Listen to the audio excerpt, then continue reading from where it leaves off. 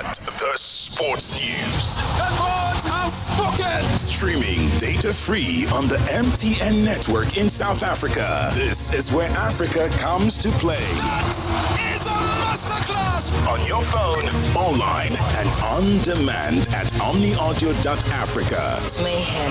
Not the sports news. It is a Friday edition. Good morning. We're talking Comrades Marathon, 89.98 kilometers. Let's just say 90 Ks. I mean, I've worked on many a Comrades Marathon, and it takes stamina, it takes determination, it takes sheer guts to be able to enter yourself and then do this race and have only but yourself and spectators to cheer you on all the way through.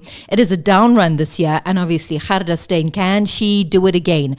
Can she record her fourth Comrades title? A man who knows all about Comrades, he runs himself, is Brett Jakes. Brett Jakes, I'm wondering why it is that you're not running in the 98th Comrades Marathon this year. I'm waiting for the 100th one.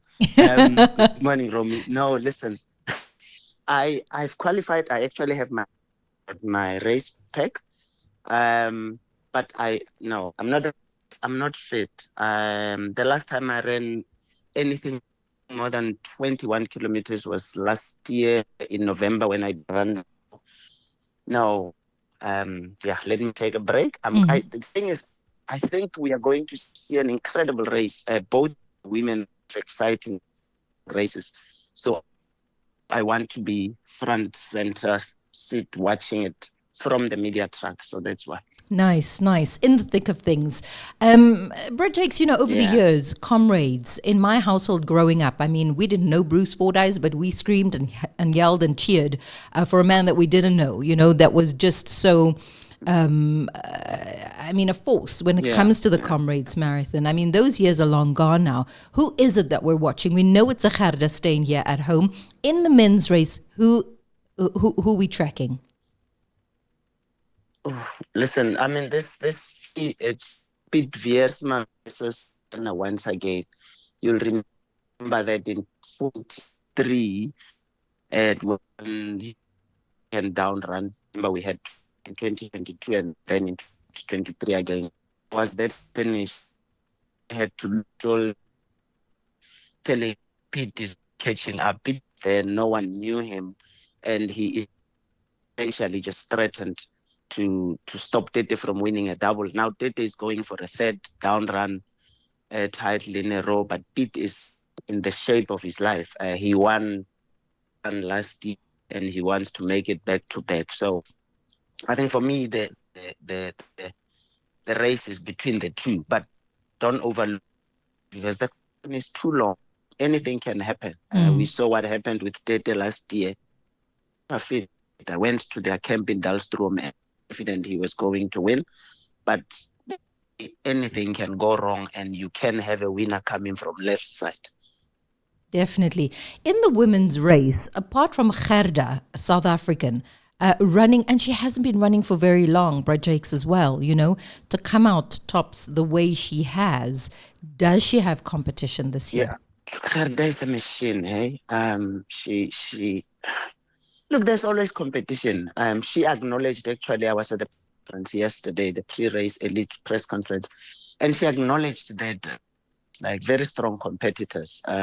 Alexandra Morozova is always one to look out for. You'll remember when Gerda missed the 2022 race, Alexandra won it. Alexandra has quite a lot of gold medals under her name, so she's there. For me, the lady Courtney Olsen, she runs for Hollywood Bets this time around. Last year, she did her debut, finished third. I interviewed her actually, and she, 100-kilometer trail runs in the States, and she just breaks records after record. She has a faster marathon than Gerda. So, she says she's coming to explore. She loves down runs, she says. It's her first down run, she said, last year. For somebody who says she was exploring last year to finish, that talks to just how good she is. So I don't know if she can beat Gerda, but she's going to be there and thereabouts. I think one of the most exciting things about the women's race for me is the fact that Yvette van Zyl is going to be making her debut. Oh, We all lovely. know Yvette. Yeah, I mean, Yvette is a phenomenon. She's won the Comrades, not the Comrades, the two, what do you call it, To Ocean? tough race, the Soweto Marathon. No, Yeah. the Soweto Marathon Okay. on more than 3 occasions. One year she won it when pregnant. So just how good she is. Making We've seen her run against Gerda. She gave Gerda a scrag the other year at Two Oceans. Mm. She's very strong. She's not a down runner. She says she would have loved to make her debut in the up run, but she's going for the down run. Although I tell you, comrades, they say it's a down run, and yeah, in a way it is. The elevation is not as high as when you're going to Maritzburg, but they are, and I think Yvette is going to capitalize on that. If they are not careful, she's the one who can.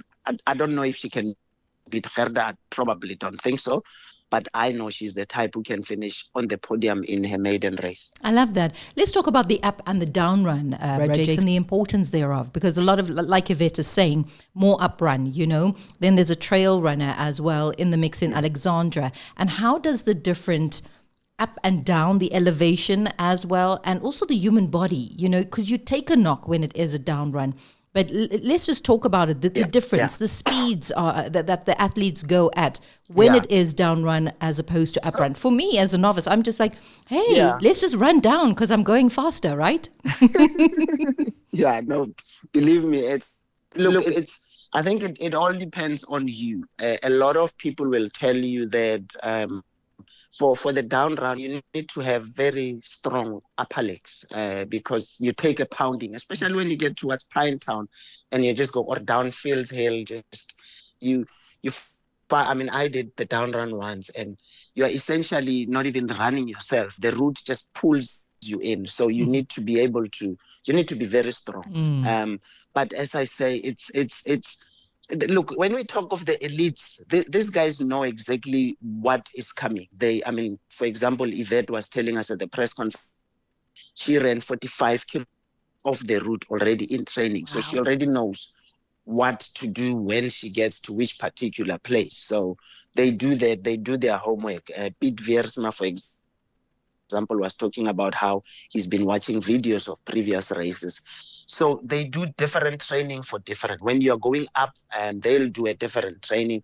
But as I say, this year it's the down run, and your quads have to be super strong. So lots and lots of strength training for these guys. And they do speed. I spent a day where a lot of these teams go and camp because of the high altitude. So the Nedbank Club of Tete Dijana, Edward Mti, the previous winner, they camp there all the time. John Hamlet, who has produced 4 previous champions, he had his camp there, and the hills there are incredible. Even though going for the down run, when you get out of Maritzburg already, there's a lot of hills. There's Kawis, there's Inchanga.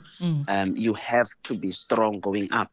But the challenge is then when you get towards the finish after the 60 kilometers, it's all downhill. You are on tired legs, remember, be flying down. I mean, these guys run at speeds of 320 at one stage. I remember I did an interview with Edward Mti, who was talking about the 2022 race and how 2023 race and how he had to catch up to Dede and beat running at 2 minutes 50 in a kilometer race, and you are already after the kilometer mark. So it's beings. I mean, I had you at the beginning, you spoke about you need strength, you need all this, but I would add that to run the Comrades, you need to have a few screws loose in your head because it's just madness. No, it is madness. It's sheer race. madness. But I mean, there's a professional runners, Brad Jakes, right, who are clocking time. And like you said, they have almost perfected the art, their training. It's about camping at high altitudes. It's about knowing every nook and cranny, bend, elevation, descent. And again, like you said, a few screws loose in order to get that, to come out tops after almost 90 kilometers. But then again, there's everyone else who just kind of wants to I don't know, get out of their shell, try something different. You've got, is it 11 hours or 12 hours in which to finish it? They give you 12 hours, half a day. Correct. And like all you want to do is just finish it because you can, you might not have trained like a Gerda, but it's about you have to have trained. Yeah, no, of putting course. yourself out there. Look, Romy, it's they say every South African must do the Comrades in their lifetime, but the reality is you can't do Comrades once, you have to do it twice, because you have to go up and you have to go. Comrades will laugh at you if you've only done one. They'll tell you are not a Comrades runner, you haven't done both. So it's let me tell you something about the Comrades Marathon. It's the most beautiful thing, because you find yourself. I ran Comrades the first time in 2017, and it changed me completely. I completely different. For some reason, I started believing I can do anything. You finish that race, you start thinking nothing is impossible, because it is just long, very demanding. And as you say, they're just different runners. There's going to be about 25,000 people who are going to run. We will watch the Tetes and them finish at 5 hours. A lot of those runners will probably still be at 30, 40 kilometers when these guys finish. So but I think anyone who finishes the Comrade Marathon is a hero, because it's a very long race. I mean, you think about it. You start at 5 a.m. before breakfast. There's breakfast time, there's lunch, there's brunch, there's dinner, and you're still on the road. I don't know. I've done 3. I don't know if I'm ever going to do it again. I'm thinking the 100th one, just because it's a special one. But I'll take some persuading to go back to it. Look, the 100th one, it sounds enticing, and it's something that's on my bucket list. But I haven't put in any effort to we need to start training now. To get there. Start training now. You need to start now. Yeah, it's gonna take me years. Projects, my other question is, I mean, if you take a look at Comrades, 25,000 people, yes. But if you're looking at the elite athletes, is it still something on the calendar for athletes not only locally based but international? Are we still getting that entry forms from all over the world? Or is it more of just an SA thing? No. Listen, I mean, I didn't check the stats, but every year Comrades will release the stats of just how many people come from different countries. No, when there was a guy at the press conference, an elite guy from France, who came and he said, I've won the European 50 kilometer. He's the European 50 kilometer champion. He's the French 100 kilometer champion. But he says, I've heard that you have not run anything until you run Comrades. It's not just a race, because it's more than that. I mean, Romy, I always tell that if you want to experience South Africa, go do the Comrades, because on the route, you meet every kind of South African. You're going to go through a village where there's the poorest of the poor. You go past a place where the rich people of Durban are sitting there in their camp chairs, rise.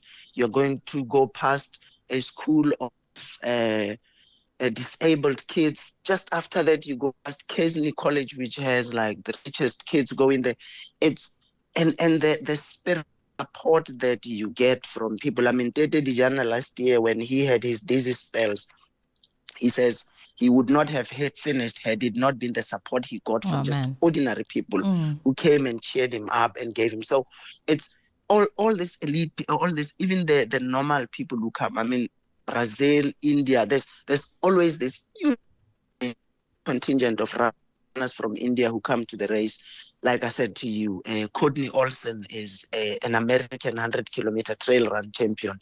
She says nothing compares to the Comrades, and she's only done it once. Every runner that we've interviewed from outside, they say nothing compares to it. So it is. It's they call it the ultimate human race. Yes. I think it is, because it tests you in every way. But if you do it, I say if you can't run it, you have to be part of it. Be on the road, go watch, go cheer somebody on, because it's just the most beautiful thing. Some way, some form, definitely. Projects, if we could quickly just switch gears and head on into the Bafana camp, because they're also playing 2 friendlies. What do you think Coach Hugo Broos is using in these friendlies? I mean, bearing in mind that there is not a single Sundowns player there due to the Club World Cup.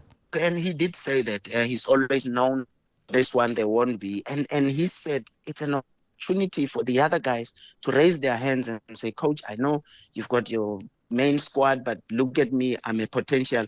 Remember, we have the World Cup qualifiers coming in September. I think he will this that. But what this camp is going to do is going to help him extend the base of his squad, broaden it up, because as he said, I mean, at the first conference he had, he said quite a few of the players are aging a bit. Let's start thinking for the future. So after the Nations Cup, after the World Cup next year, at least there's already players that he's seen who are potential, and whoever takes over from him then does not have to start from scratch looking for players. So it's the kind of, he said, we are not going there. It's the win, the victory is not even something he's thinking about as long as we play. He said everybody is going to get a chance. He's called it goal. Ronaldo Lena, for example, the squad, and the coach said everyone is going to get his time. So it's a beautiful time for all these players to just stake their claim and have put their names in the coach's mind to say, I've seen that kid play, he's good. When we next, but I mean, injuries happen, players lose form. You want to be somebody that the coach thinks, oh, Tembazwane is not playing, let me call this boy because I saw him do that. So he's going to use. Yeah. Do you think it matters in terms of the opponents chosen? When it is, like you said, he's trying to increase the depth of his squad, take a look at younger players, and not, I almost want to say, and not having a friendly against France, for example. A Tanzania and a Mozambique is competitive enough in order for him to be able to see everybody, because winning is not the ultimate here. Yeah, look, I think so, because think about it. If we had gotten a France, a Nigeria, for example, and we get there and we come at, you're killing the young boys' spirit. You're going to, they are not going to be competitive. They'll be overawed by the opposition. So when you have a Tanzania and Mozambique, it's low level for Bafana, the normal Bafana, but for these kids, it's an opportunity. So I think it will give him a sense. Yes, Tanzania and Mozambique are our level, but you would have seen just this midweek, the Bafana B team lost to Mozambique in the COSAFA Cup. So I don't think people should think, oh, we're getting easy matches. Therefore, I think every international match is an people come in, they want to make their country proud. It will be a competitive match, I think, especially given that he's going to use the bulk of players who have not really been exposed to international football. Very quickly, Bro Jakes, I mean, I know the next question you and I could debate for forever, but just, sort of at the back of your mind, who do you think, because for much of this week we've been talking about succession plans, right? And who should be the successor to Hugo Broos after the 2026 World Cup? Yeah, that's a tough one. I've previously thought, if I were Safa, so it depends. What do they want to do? We are coming after the World Cup. Do we go international? Say, hey, listen, we've got quite a lot of coaches who are good here at home. There was a time when I thought I would give Kevin Hunt a chance. Kevin Hunt has been in South African football for a very long time. He understands it. A lot of people think Kevin has lost. Football has moved past him. It's possible, but I think he's a kind of guy. Well, Hugo has shown it's not necessarily about you in players who know what to do.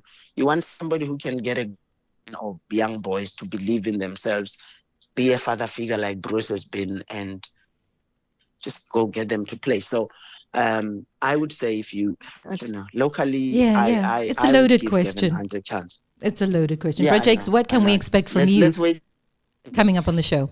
In the show, look, I mean, I just had a talk with one of the, just looking at Kaizer Chiefs. Kaizer Chiefs are going to get rid of Coach Nabi, as people have said. They've already announced that they are going to have their camp in the.